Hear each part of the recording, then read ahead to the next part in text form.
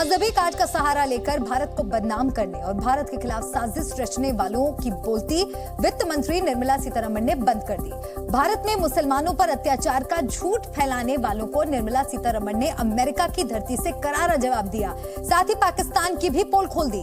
वित्त मंत्री ने पाकिस्तान में हिंदुओं पर हो रहे अत्याचार का हवाला देकर हमला बोला।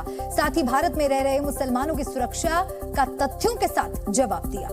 भारत ने पूरी दुनिया के सामने पाकिस्तान के मजहबी प्रोपेगेंडा को कर दिया fail. Every minority has been dwindling in its number, or if I may use the word which is harsher, decimated in Pakistan. Bharat विरोधी साजिश करने वालों को वित्त मंत्री निर्मला सीतारमण ने आईना दिखाया है।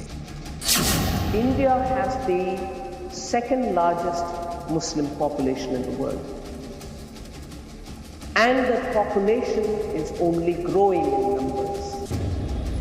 भारत में अल्पसंख्यकों खास तौर पर मुसलमानों को टारगेट किए जाने का दावा करने वालों का झूठ वित्त मंत्री ने बेपर्दा कर दिया। Across the board in India, violence is happening to make Muslims get affected. Itself is a fallacy as a statement. पश्चिमी देशों में भारत की छवि मुस्लिम विरोधी बनाने वालों को निर्मला सीतारमण ने करारा जवाब दिया। Whereas in India, you would find every strand of Muslim doing their business, their children getting educated, fellowships are being given by the government. Bharat को बदनाम करने की पाकिस्तान और उसके आकाओं की चाल का वित्त मंत्री निर्मला सीतारमण ने आंकड़ों के साथ पर्दाफाश किया। वॉशिंगटन में पाकिस्तानी थिंक टैंक PIIE यानी Peterson Institute for International Economics में पूछे गए सवालों का वित्त मंत्री ने बेबाकी से जवाब दिया और भारत की गलत छवि बनाने वालों की कोशिश पूरी तरह फेल कर दी। निर्मला सीतारमण से सवाल पूछा गया कि पश्चिमी मीडिया में ये खबरें बहुत तेजी से आ रही हैं कि विपक्षी सांसद अपनी सदस्यता खो रहे हैं और भारत में मुस्लिम अल्पसंख्यक हिंसा का शिकार हो रहे हैं। इस सवाल का निर्मला सीतारमण ने तर्कों के साथ जवाब दिया और भारत के खिलाफ षड्यंत्र करने वालों की बोलती बंद कर दी। India has the second largest Muslim population in the world. And the population is only growing in numbers. If there is a perception or if there's in reality, their lives are difficult or made difficult with the support of the state, which is what is implied in most of these write-ups, I would ask, will this happen in India? In the sense, will the Muslim population be growing than what it was in 1947? Nirmala Sitharaman ने भारत पर लगाए जा रहे झूठे आरोपों पर पलटवार किया, साथ ही पाकिस्तान की पोल भी खोल दी। वित्त मंत्री ने पूरी दुनिया को बता दिया कि कैसे पाकिस्तान में हिंदुओं और दूसरे अल्पसंख्यकों पर अत्याचार हो रहा है। Pakistan, which was formed at the same time, India was divided into two, Pakistan. Pakistan declared itself an Islamic country, but however is said, minorities will be protected. Every minority has been dwindling in its number, or if I may use the word which is harsher, decimated in Pakistan. Even some of the Muslim sects have also been decimated. Violence prevails against Muhajirs, Shia, and every other group you can name, which is not accepted by the mainstream, I don't know, Sunnis probably. Whereas in India, you would find every strand of Muslim doing their business, their children getting educated, fellowships are being given by the government. Bharat ने मुस्लिमों पर अत्याचार के खोखले दावों पर रोने वाला पाकिस्तान पहले भी कई बार बेनकाब हो चुका है, लेकिन इस बार वित्त मंत्री ने पाकिस्तान का काला सच पूरी दुनिया के सामने बताया। अब आंकड़ों के जरिए समझिए कि कैसे भारत और पाकिस्तान में अल्पसंख्यकों की पोजीशन क्या है। 1951 की जनगणना के मुताबिक भारत में मुस्लिम आबादी 9.49% थी, जबकि विभाजन के वक्त पाकिस्तान में हिंदुओं की संख्या करीब 15% थी। 2011 की जनगणना के हिसाब से भारत में मुसलमानों की संख्या बढ़कर 14.23 हो गई। जबकि पाकिस्तान में 2017 की जनगणना के मुताबिक हिंदुओं की संख्या घटकर महज 1.6 रह गई है। धार्मिक स्थलों के लिहाज से तुलना करें तो भारत में 3 लाख से ज्यादा मस्जिदें हैं, जबकि पाकिस्तान में 400 में से सिर्फ 13 मंदिर ऐसे बचे हैं जहां हिंदू पूजा पाठ कर सकते हैं। आंकड़े पूरी तरह गवाही दे रही हैं और भारत में रह रहे मुसलमान भी हकीकत बयान कर रहे हैं। निर्मला सीतारमण जी ने जो जिस तरह से बयान आया है सामने, वो बिल्कुल सही बयान है उनका। और मेरा कहना तो ये है कि मुसलमान भारत में जितना सुरक्षित है और सेफ है, पूरी दुनिया में वो उससे ज्यादा कहीं भी नहीं। पाकिस्तान मजहब के नाम पर ही अलग देश बना था और तब से लेकर अब तक वहाँ मजहबी रंग ही हावी है। पाकिस्तान बार बार भारत में मुसलमानों के साथ नाइंसाफी का रोना रोता है, लेकिन सच ये है कि पाकिस्तान में हिंदुओं के खिलाफ लगातार हिंसा बढ़ी है। यही वजह है कि वित्त मंत्री ने पूरी दुनिया को भारत में आने और हकीकत खुद जानने का न्योता भी दे दिया। Across the board in India, if violence is happening to make Muslims get affected, itself is a fallacy as a statement. To say it's all the blame of Government of India, I would want to say, then tell me, between 2014 and today, has the population dwindled? Has the deaths been disproportionately high in any one particular community? So I would rather invite these people who write these reports to come to India. I'll host them. I'll host them. Let them come and let them travel alone India and prove their point. Pakistan में मजहब के नाम पर एक और बड़ा भेदभाव होता है। एक तरफ तो पाकिस्तान खुद को लोकतांत्रिक मुल्क कहता है, लेकिन उसने ये कानून भी बना दिया है कि पाकिस्तान में राष्ट्रपति या प्रधानमंत्री कोई भी गैर मुस्लिम नहीं बन सकता। यानी पाकिस्तान में अल्पसंख्यकों को बराबरी का हक मिलने का दावा पूरी तरह खोखला है। निर्मला सीतारमण ने अमेरिका में आवाज उठाकर एक बार फिर पाकिस्तान का एजेंडा बेनकाब कर दिया है और भारत में अल्पसंख्यकों की हालत पर सवाल उठाने वालों को भी सबक सिखा दिया। ब्यूरो रिपोर्ट, जी मीडिया। भारत को बदनाम करने के लिए पाकिस्तान तरह तरह की चाल चलता है, मगर उससे हर बार मुंह की खानी पड़ती है। पाकिस्तान सीमा पार से आतंकवाद को बढ़ावा देकर भारत के खिलाफ साजिश करता आया है। पाकिस्तान की इसी चाल को यूएन में भारत की राजदूत रुचिरा कंबोज ने बेनकाब कर दिया। रुचिरा कंबोज ने नाम लिए बिना पाकिस्तान पर निशाना साधा। पाकिस्तान की सेना और सरकार ड्रोन के जरिए आतंकियों को हथियार सप्लाई करते हैं। भारत ने यही मुद्दा उठाते हुए पाकिस्तान के खिलाफ कड़ी कार्रवाई करने की मांग की। The rise in volume and quantity of the small arms acquired by terrorist organizations remind us time and time again that they cannot exist without the sponsorship or support of states. In our context, we are facing a serious challenge of cross-border supply of illicit weapons using drones, which cannot be possible without active support from the authorities in control of those territories. The international community should condemn such behavior and hold such states accountable for their misdeeds. वित्त मंत्री निर्मला सीतारमण ने पाकिस्तानी अल्पसंख्यकों के बारे में बताया। पाकिस्तान के अल्पसंख्यकों में सबसे ज्यादा संख्या हिंदुओं की है। निर्मला सीतारमण ने जो बताया, अब हम उसकी तस्वीरें सबूत के साथ दिखाएंगे। पाकिस्तान से आई हमारी अगली रिपोर्ट में पाकिस्तानी हिंदू खुद अपने ऊपर हो रहे अत्याचार के बारे में बताएंगे।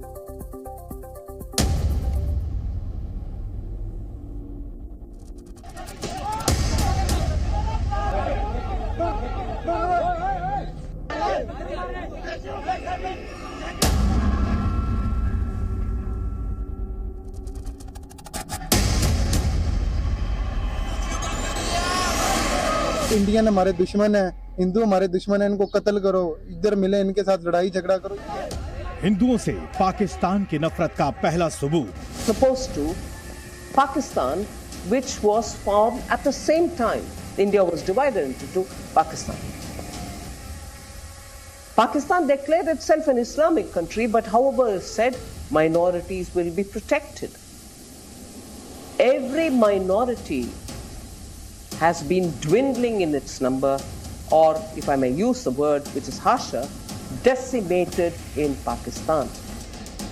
हिंदुओं को टारगेट करने वाले पाकिस्तान के बारे में निर्मला सीतारमण ने जो कहा, पाकिस्तान में सेम टू सेम वही हो रहा है। पाकिस्तान में हिंदुओं का वजूद मिटाने का एक सबूत ढूंढते हैं तो हजार मिलते हैं। पाकिस्तान के शहरों और गांवों की बात छोड़िए, पाकिस्तानी पार्लियामेंट में भी हिंदू सांसदों पर मजहब बदलने का दबाव डाला जाता है, और अगर कोई हिंदू सांसद इसके खिलाफ आवाज उठाए तो पाकिस्तानी उसे भी टारगेट करते हैं। पाकिस्तान के हिंदू सांसद दानिश कुमार को सफाई देनी पड़ी। ट्वीट करके ये बताना पड़ा कि किसी ने भी उन पर मुस्लिम बनने का दबाव नहीं डाला। पाकिस्तानी हिंदुओं की सबसे ज्यादा आबादी सिंध प्रांत में है और सिंध में उनका जबरन धर्मांतरण इस रफ्तार से हो रहा है कि हिंदुओं को सिंध असेंबली के सामने प्रोटेस्ट करना पड़े। अल्पसंख्यकों को निशाना बनाना पाकिस्तान में आम बात है। इसकी स्क्रिप्ट भी तय होनी है। जो धर्म परिवर्तन का विरोध करता है उस पर इस्लाम के अपमान यानी इश्क निंदा का आरोप लगा दिया जाता है। एक रिपोर्ट के मुताबिक इश्क निंदा कानून के तहत 2022 में 171 लोगों को आरोपी बनाया गया था, जिनमें से 65% मामले पंजाब में और 19% मामले सिंध में सामने आए। 1987 से 2022 के बीच कम से कम 2120 लोगों पर इश्क निंदा करने का आरोप लगाया गया था और ज्यादातर मामलों में पाकिस्तान के अल्पसंख्यकों पर इश्क निंदा का आरोप लगाया गया। पाकिस्तानियों के बयानों को सुनेंगे तो आपको हिंदुओं और बाकी अल्पसंख्यकों के बारे में हैरान करने वाली बातें सुनाई देंगी। शायद पाकिस्तान में हिंदुओं से जोर जबरदस्ती तब तक चलती रहेगी जब तक एक एक हिंदू का धर्म परिवर्तन न हो जाए। साल 2022 में पाकिस्तान में हिंदुओं के जबरन धर्म परिवर्तन के 194 मामले सामने आए। 67 बार हिंदू लड़कियों का अपहरण करके उनका जबरन धर्मांतरण करके मुस्लिमों से उनका निकाह करवा दिया गया। 118 हिंदू पुरुष और महिलाओं की टारगेट किलिंग हुई। ये आंकड़े सच्चाई से कोसों दूर हैं, क्योंकि हिंदुओं पर अत्याचार के बहुत सारे मामलों की रिपोर्टिंग तक नहीं होती। पाकिस्तानी हिंदुओं से सुनिए कि उनके लिए एक एक दिन काटना कितना मुश्किल है। पाकिस्तान में आए दिन हिंदू लड़कियों का अपहरण और जबरन धर्म परिवर्तन की खबरें आती हैं। जब अल्पसंख्यक मदद के लिए सरकार और कानून के पास जाते हैं तो उन्हें सपोर्ट नहीं मिलता और पाकिस्तान में ऐसे कट्टरपंथियों की संख्या कम नहीं है जो हिंदू बच्चों का अपहरण करने वालों को सही ठहराते हैं। पाकिस्तान में अवाम से लेकर वजीर आजम की सोच बिल्कुल ऐसी ही है। कुर्सी पर चाहे शहबाज शरीफ बैठे या फिर इमरान खान, पाकिस्तान में हिंदुओं पर हमला और उनका धर्मांतरण दोनों नॉनस्टॉप जारी है। ब्यूरो रिपोर्ट, जी मीडिया। गुजरात के साबरमती से माफिया अतीक का सफर शुरू हो चुका है। प्रयागराज की नैनी जेल पहुंचने में उसे 24 घंटे लगेंगे और इस सफर के दौरान अतीक खौफ में है। कभी प्रयागराज को डरा धमकाने वाला अतीक आज बेहद डरा हुआ है। जब भी प्रयागराज पुलिस उसे लेने आती है उसके माथे का पसीना छूट जाता है। अतीक को लेकर यूपी पुलिस प्रयागराज के रास्ते निकल पड़ी है और अतीक को हर पल अपनी जान का खतरा लग रहा है। मेरी हत्या करना चाह रहा है। 16 दिन बाद दहशत के 24 घंटे। डॉन और डर। डॉन को डर लगता है, डॉन कांपने लगता है। उत्तर प्रदेश में कभी दहशत की दास्तान लिखने वाला माफिया डॉन अतीक अहमद आज जब भी जेल से बाहर निकलता है, खुले आसमान के नीचे होता है, तो सबसे पहले उसकी जुबान से यही निकलता है कि वो मुझे मारना चाहते हैं। क्या कहेंगे? दोबारा से ले जा रहे हैं। सही नहीं है। मारना चाहते। यही नहीं, अतीक अहमद सुप्रीम कोर्ट की दुहाई देते हुए चाहता है कि उसे प्रयागराज न ले जाया जाए। वो चाहता है कि उसे वीडियो कॉन्फ्रेंसिंग के जरिए पेश किया जाए। उमेश पाल के हफ्ते में तो वीडियो कॉन्फ्रेंसिंग हो सकती थी और वीडियो कॉन्फ्रेंसिंग के लिए सुप्रीम कोर्ट ने कहा है। सुप्रीम कोर्ट आपको मार देंगे। जब सुप्रीम कोर्ट ने कहा कि वीडियो कॉन्फ्रेंसिंग कराओ। अतीक के चेहरे पर डर साफ देखा जा सकता है। हालांकि अतीक के काफिले में उसके साथ साथ गाड़ियां चल रही हैं। जिस वैन में अतीक बैठा है उसमें सुरक्षा के अभेद्य व्यवस्था की गई है। यानी 20 से 24 घंटे इसी तरह से उसे सफर करते हुए प्रयागराज पहुंचना है। आपको बता दें कि करीब 16 दिन बाद एक बार फिर माफिया अतीक को प्रयागराज की पुलिस साबरमती से प्रयागराज ले जा रही है। इससे पहले 26 मार्च को भी उमेश पाल अपहरण के केस में उसे प्रयागराज लाया गया था, लेकिन इस बार उमेश पाल हत्याकांड को लेकर पुलिस उसे ट्रांजिट रिमांड पर लेना चाहती है। अतीक अहमद को प्रयागराज की सीजेएम कोर्ट में बुधवार को पेश किया जाना है। पुलिस अतीक अहमद से उमेश पाल हत्याकांड को लेकर पूछताछ करना चाहती है। इससे पहले उमेश पाल अपहरण मामले में भी फैसले के दिन जब उसे 26 मार्च को बाय रोड लाया जा रहा था, तब भी उसे अपनी जान का खतरा लग रहा था।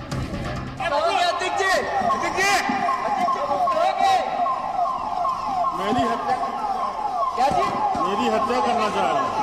मेरी हत्या आपको डर है? आपकी हत्या हो जाएगी। अतिक जी डर है आपको? डर है क्या आपको? नहीं, मुझको इनका प्रोग्राम मालूम है। क्या है? क्या लग रहा है आपको? हत्या करना चाहते हैं। साफ ही यूपी में योगी का माफियाओं को सबक सिखाने का प्रण अपराधियों की सांस अटका रहा है। इन सब के पीछे कारण अपराधियों पर शिकंजा कसने की यूपी सरकार की इच्छा शक्ति दिखाई देती है। जो आज की तारीख में यूपी पुलिस शासन के निर्देशों का पालन कर रही है, इससे बड़ी भारी एक चेंज आया है और एक एक केस में किसकी गवाही बची है, उन सबकी गवाहियां कराई जा रही हैं और फिर उसमें कोर्ट में प्रस्तुत किया जा रहा है। नेचुरली सजा होगी। पिछली बार अतीक के भाई के साथ बरेली की जेल से उसका भाई अशरफ भी प्रयागराज लाया गया था। जब दोनों कोर्ट में मिले तो गले लगे, लेकिन इस बार अतीक अपने भाई के गले लगकर नहीं रो पाएगा। अशरफ की पेशी वीडियो कॉन्फ्रेंसिंग के जरिए होगी। दूसरी ओर उमेश पाल का परिवार चाहता है कि अतीक अहमद और उसके परिवार को कानून सख्त से सख्त सजा दे। लेकिन जो मेरे बेटे के जो सीसी कैमरे में दिखाई दे रहे हैं जिन्होंने हत्या की है, मेरा यही कहना है कि उससे कबूलवाएं और जो हत्यारे हैं उनको पकड़ें और उनको मुक्त करें। माननीय मुख्यमंत्री जी को मैं धन्यवाद दूंगी क्योंकि जो कार्रवाई वो करवा रहे हैं या कर रहे हैं, क्योंकि ये मेरे हाथ में तो है नहीं और ये शासन प्रशासन द्वारा हो रहा है। और मैं चाहती हूँ बस कि जो ये ला करके इन्हें जो पूछताछ के लिए कर रहे हैं, तो मैं सिर्फ यही मांग करूंगी कि जो इन्होंने मेरे आदमी और मेरे 2 गनरों की हत्या करवाई है, इनकी भी इसी तरह से हत्या कराई जाए कि कम से कम इन्हें भी आभास हो कि किसी के जीवन को खत्म करना किस तरह से गलत है। माफिया की बहन को भी डर लग रहा है कि अतीक की बहन आयशा नूरी ने सरेंडर करने के लिए कोर्ट से गुहार लगाई है, जिसकी सुनवाई 13 अप्रैल को होनी है। दरअसल माफिया की बहन ही नहीं, उसकी भांजिया भी उमेश पाल हत्याकांड से जुड़ी बताई जाती है। पुलिस इस मामले में जांच के दायरे को काफी आगे बढ़ा चुकी है। अतीक के लिए मुश्किल ये भी है कि अब केंद्रीय एजेंसी भी एक्शन को तैयार है। प्रवर्तन निदेशालय अतीक अहमद की 2 प्रॉपर्टी को जल्द ही अटैच करने की तैयारी में है। उदय रंजन के साथ ब्यूरो रिपोर्ट सी मीडिया। और आइए आपको अब अतीक अहमद से जुड़ी एक खबर दिखाएं। प्रयागराज की ओर बढ़ने से पहले माफिया अतीक अहमद की सुरक्षा में लाई गई पुलिस वैन देखकर कहा जा सकता है कि ये किसी चलती फिरती जेल से कम नहीं है, जिसमें हथियारबंद पुलिसकर्मी है तो हाईटेक सिक्योरिटी सिस्टम भी, छोटा मोटा इलाज करने के लिए मेडिकल सुविधा भी। अतीक अहमद को मौत का खौफ भले ही सता रहा हो, लेकिन प्रयागराज पुलिस की वैन अपराधी को पूरी सुरक्षा व्यवस्था के साथ उसकी मंजिल तक ले जा रही है।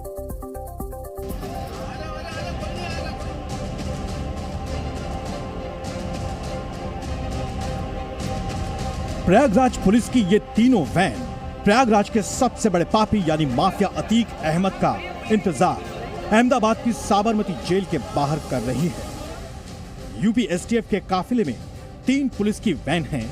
जिस वैन में अतीक अहमद को ले जाने के लिए पुलिस आई है, वो किसी चलती फिरती जेल से कम नहीं। हम ऐसा क्यों कह रहे हैं, आपको बताते हैं। यही वो काफिला है। इससे पहले भी अतीक अहमद को सेंट्रल जेल से लिया गया था, तब यही काफिला आया था। ये पूरा काफिला 1, 2 और 3 पुलिस वाहन जो है वो भी दिख रहे हैं, आप देख सकते हो रास्ते यहीं के। और अभी जो कार्यवाही की बात की जाए तो ये पूरे दृश्य हम आपको दिखा रहे हैं। अधिकारी जो है PSI कक्षा के, वो भी अंदर तैनात हुए हैं। दरअसल यूपी पुलिस की वैन हाईटेक तो है ही, साथ ही पूरी तरह सुरक्षित भी। आपको बता दें कि इस वैन में फिंगरप्रिंट मशीन भी है, फर्स्ट एड बॉक्स भी, ताकि चोट लगने पर इलाज किया जा सके। वैन के आखिर में मजबूत लोहे का दरवाजा भी है और उसमें लटका बड़ा सा ताला, साथ ही चारों ओर मोटे लोहे का जाल बुना हुआ है। ये पुलिस कांस्टेबल हथियारों के साथ यहाँ पर तैनात है। ये पुलिस वाहन है जिसके अंदर अतीक को यहाँ से लिया जा सकता है और कुल 3 पुलिस की वैन अभी यहाँ पे रखी गई है। 2 बड़ी वैन है, एक छोटी वैन है जिसमें ऑफिसर भी रहेंगे और ये आगे पीछे वैन रहेगी। इसके अंदर बताया जा सकता है कि एक कंपनी पूरी जो है पुलिस कांस्टेबल की अंदर तैनात की गई, यानी वो हथियारों के साथ जो है वो अभी तैनात है। इस दौरान प्रयागराज की पुलिस माफिया डॉन को सुरक्षित ले जाने के लिए पूरी तरह से तैयार दिखी। साबरमती जेल के भीतर यूपी पुलिस अतीक अहमद के ट्रांजिट रिमांड के लिए मौजूद थी, तो बाहर पुलिस की 3 वैन के साथ दर्जनों पुलिस वाले भी मौजूद रहे। पुलिस के पास हथियार तो थे ही, हर किसी पर नजर रखने के लिए बॉडी कैमरा भी, साथ ही वॉकी टॉकी भी था ताकि रास्ते में कोऑर्डिनेशन किया जा सके। अगर ये यूपी पुलिस की देख सकते हैं कि जो पुलिस वाहन है यूपी 70AG4078, एक ये वाहन रहेगा। दूसरा जो वाहन है वो यहाँ पे है, मैं आपको दिखा सकता हूँ कि प्रयागराज पुलिस लिखा हुआ है। आपको बता दें कि अतीक को प्रयागराज लाने वाली टीम वही है जो पिछले बार काफिले में थी। वही टीम उसे ले जाने के लिए साबरमती जेल के बाहर पूरी तैयारी के साथ मौजूद रही। माना जा रहा है कि साबरमती टू प्रयागराज का सफर भी उसी रास्ते से हो सकता है जो पिछली बार 26 मार्च के लिए इस्तेमाल किया गया था। आपको बता दें कि इस रूट में साबरमती, उदयपुर, चित्तौड़गढ़, कोटा, बारां, शिवपुरी, झांसी और फिर आखिर में प्रयागराज है। पिछली बार अतीक के काफिले से शिवपुरी के रास्ते एक गाय टकरा गई, जिसके बाद अतीक की सांसें अटकने लगी। यही नहीं, झांसी से पहले अतीक अहमद की तबीयत भी बिगड़ने लगी थी, जिसके बाद झांसी में डॉक्टर को बुलाकर उसका इलाज कराया गया। जाहिर है, जिसे गाड़ी पलटने का डर हो या अपनी जान पर खतरा मंडराने का डर, माफिया डॉन के लिए यह सफर उसके माथे पर पसीना ले आता है, जबकि पुलिस हर हाल में उसकी सुरक्षा में कोई चूक नहीं होने देना चाहती। ब्यूरो रिपोर्ट, जी मीडिया।